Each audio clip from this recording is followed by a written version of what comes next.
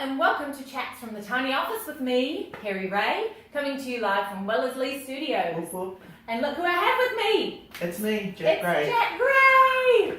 Artistic Director of Atamira Dance Company, who's going to talk with us about the new work that they're putting in tempo this year called Kotahi. Kotahi I, Kotahi II. That's right, we've got two of them. Got two of them? Yeah.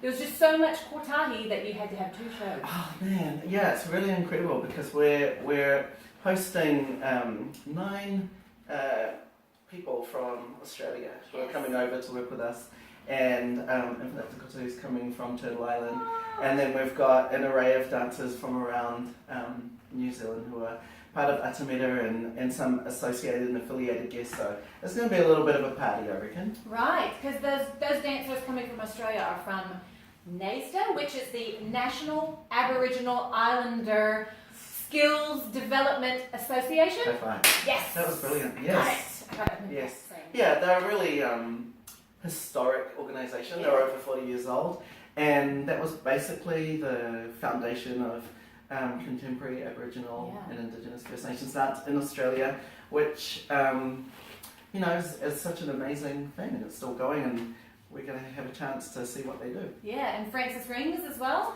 Yes, we love Frances. She's such an inspiration to me. She's such a role model, and she's been dancing for a very long time. She's a very experienced and incredible choreographer. I initially first saw her dancing in Bangarra way back in the day. In it might have been 1996. When I was a second year at Unitec, all the way back in the 90s. Did you see them here or did you see them in Australia? So the Tertiary Dance Festival was actually in Australia, and so we went over and then got to see Bangarra, and I had no idea who they were, and I saw the performance and it changed my life. Yeah, they're quite incredible. Bangarra, they're amazing, and they've been going for a long time in terms of an Indigenous dance company. Yeah, no, definitely. They're over 20 years. I think they had their celebration a couple of years ago. So there's a lot of mana and a lot of associated histories and a lot of really high caliber thinking connected to it. So it's going to be really exciting for Atamira to interweave with them. So Louise Potiki-Bryant is currently over there working alongside NAISDA as well, right? Yeah, so for the last couple of years, since Frances came over to work with us for Miti Miti, we've had a little bit of an informal exchange between Māori and First Nations Aboriginal dance students, and so last year Tidal Royal went over and created a guest work, and then this year Louise has gone over to create a guest work, and I went over last year to teach a workshop, so it's been really amazing to look at how all of these things continue to circulate, and it really goes to show that there's a very deep process involved in maintaining this dialogue and sort of seeing where it goes to next. Yeah, exactly. So Louise has a work in Kotahi II. No, she's Kotahi I. Louise is Kotahi I. Yes, so on the opening night of Tempo, which is October the 4th, we're going to just begin with a really exciting, yet to be designed. Still working on that Still working on it. But it's going to be good. Exactly, it is going to be good. It's going to be amazing. Actually, when you told me that you wanted to do a fire circle, my first reaction was, fucking awesome. My second reaction was, okay, Jack, all right, let's do this, right? But actually, I'm super thrilled that we're going to be able to, we will pull it off.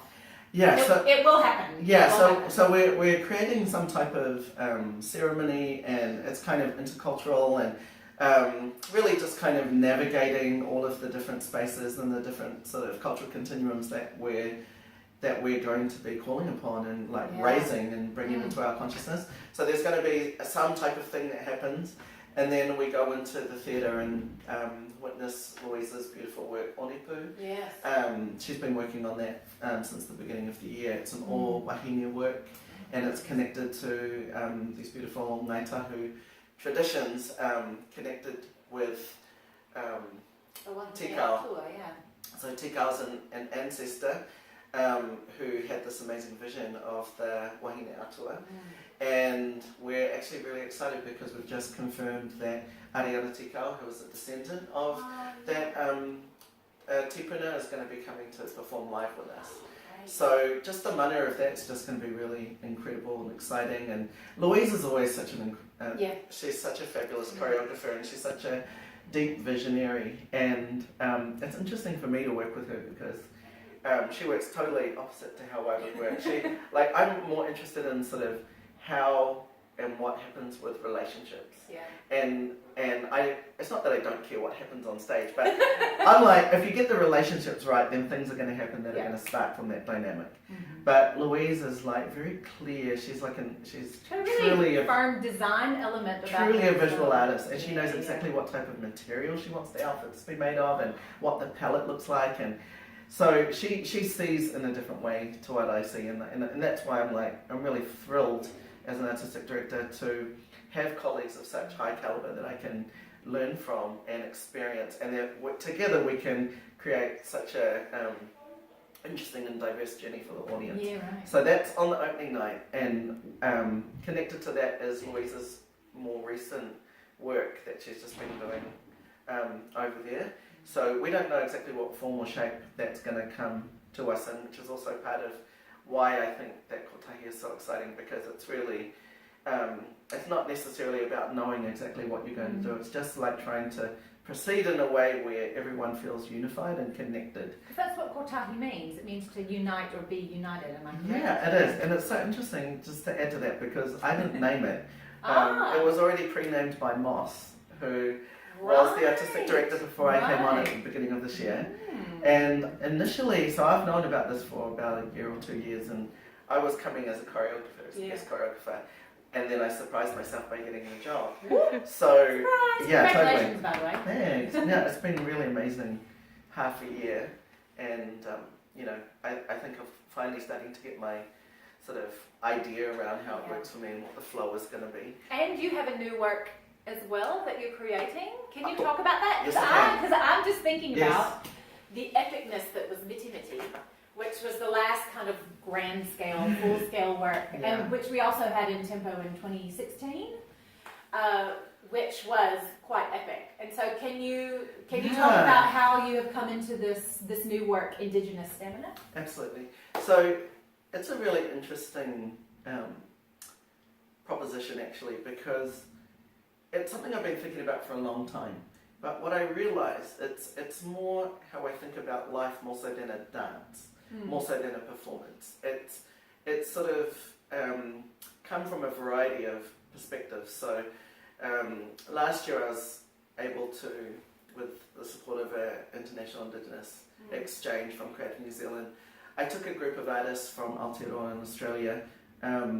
We journeyed to Alice Springs in the outback, and then we were in 2 vans, and we drove inwards to Uluru Katajuta National Park. I remember you posting about this on social media. And it was super interesting, because one of the things that drew me to it was I was in Australia for Yurrumboi Festival, the very first Indigenous festival in Naarm, Melbourne, and that was really amazing. And I started kind of thinking about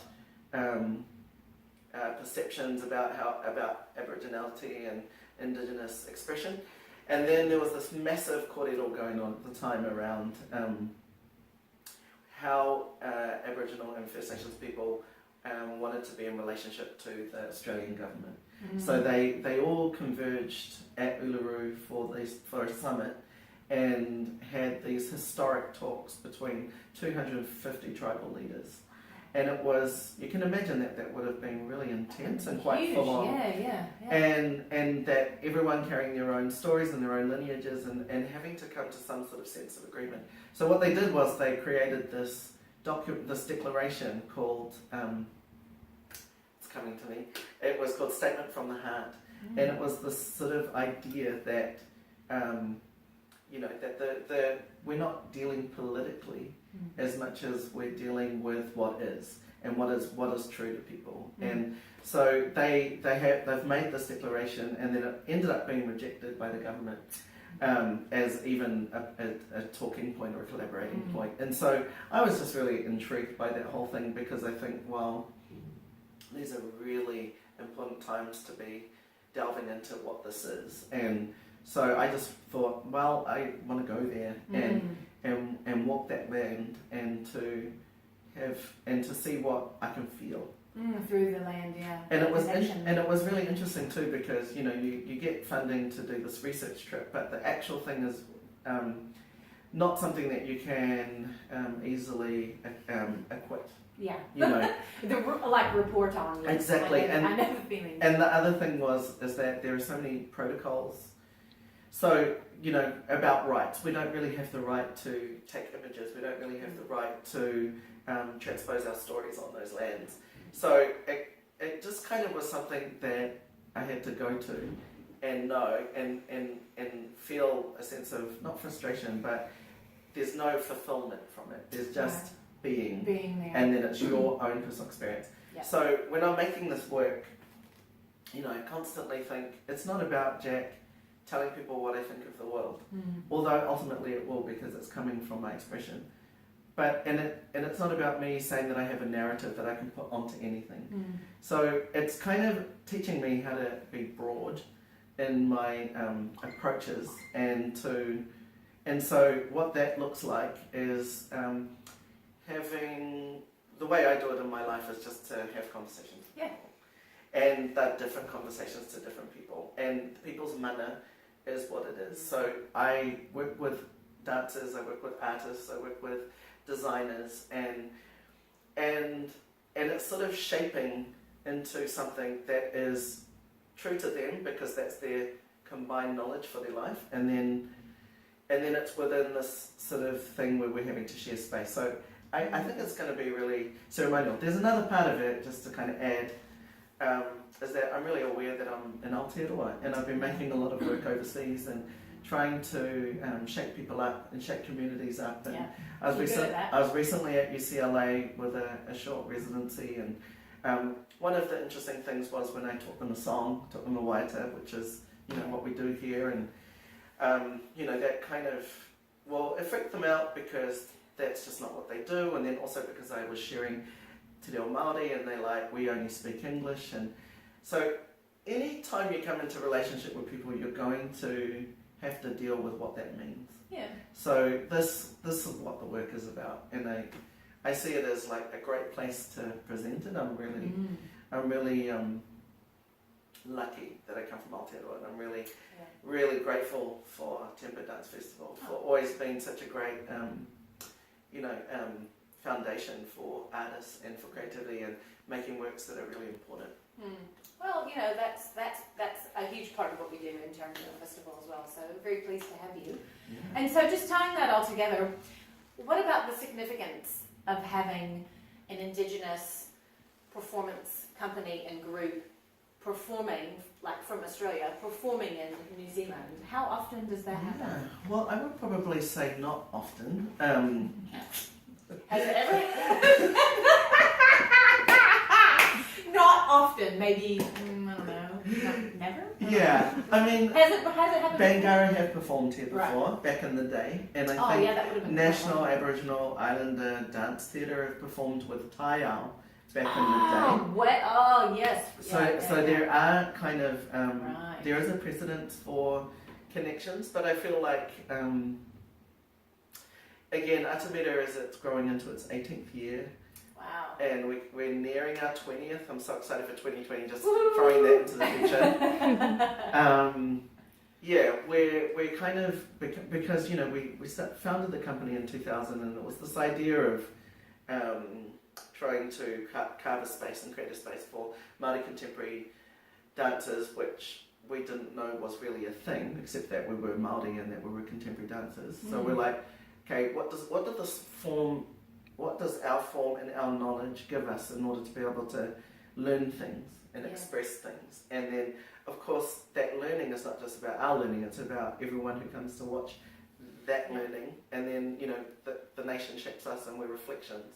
So I think that it's just a reflection, this moment is another reflection of the globalization of the world, like we can put this out straight away into the world and people can be watching it everywhere. Yeah, all over the place. So I think it's just natural that artists are seizing this opportunity to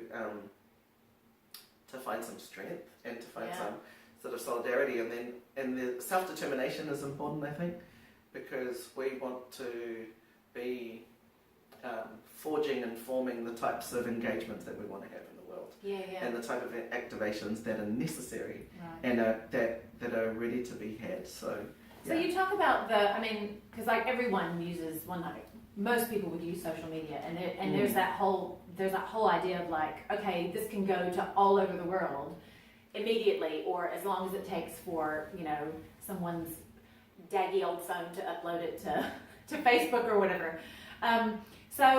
But there is still something to be said about being present in space with each other, in time, together physically, isn't there? Yeah, do you know what you just did? You gave me goosebumps. Now, that's important because ihi is the energy that you feel inside. It's like the energy of what creates that dance, what creates the haka. It's the thing that when you see that expression, that performance, and you see those lineages, you get that feeling of wihi, you get that goosebump. And what you did is just give me that feeling. Now, that is the reality, is that we improve as human beings when we have that exchange. And unfortunately, because a lot of the influences that are coming are so digitalized, I mean, I say it's unfortunate, it's helpful in some ways, but in other ways it's like we're sort of not learning how to be with our responses and how to feel things, and so feeling is so important, and being emoting, and so that's why I'm like, dance or performance or singing or arts, and the exchange of that is always going to be traditional and classic, and this is the cornerstone and foundation of, I think, our humanity, and it's the best of our human experience. Ooh, that just gave me goosebumps. Giving each other goosebumps. Yes. And so that creates wonder, because that creates the bridge, and the wonder is the space and time that we share. And so in regards to working with Indigenous peoples around the world, what I've found is that often I am the manuhiri, often I'm the person from another land coming in specifically to share ideas around Indigenous practice, and I have to be conscious and mindful that I'm not standing on other people's mana, and that I'm also not sort of, I have to learn things because the context of every country is so different, and there are reasons why protocols are the way that they are. There are reasons why things are public and things are private, and they're different. I think Aotearoa is very different in that we're, I want to say, extroverted around our expression of pride around our culture. No, I think we are. Yeah, but one of the things I think is sort of most important is that we can understand that it's all about having a relationship, not just to ourselves and each other, and not just our ancestors, but also to the natural world, and to being part of the planet. And I think that, again, these are so ancient technologies, and we forget them, and then we remember them, and then we think we've innovated it, and then actually that's the oldest knowledge known. Exactly. And so, and then I think too, again, we're talking about Aboriginal peoples who are coming to Aotearoa, and I watched this incredible documentary called Super Nomads, where I learned that they took, this is just the idea I remember, they took 10,000 years to walk from Africa all the way up to Southeast Asia,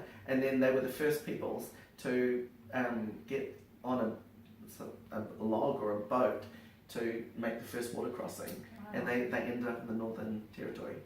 So, and then they kind of traversed down all throughout Australia, and then they walked to Tasmania, and then the Ice Age happened. Oh, that was during the Ice Age, so they could walk across the ice. Right, And then the waters came. So, I was in Lutruwita in Tasmania last year when I learned that bit of information.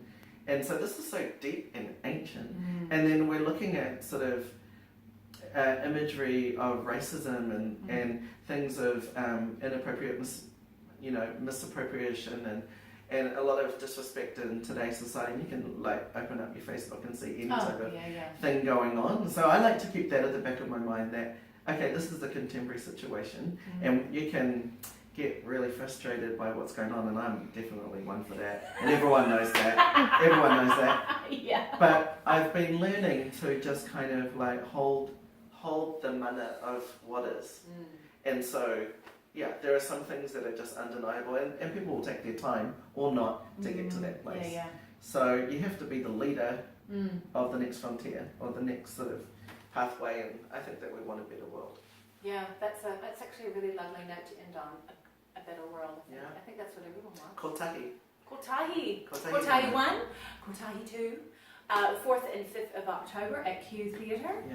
Come and join us. Thank you for coming in, Jack. Kia ora. It's a great pleasure, and I love this tiny office. It's incredible. I love our tiny office too. Thanks, Carrie Rae. Hey, no worries. Kia ora, Jack. Mighty well done.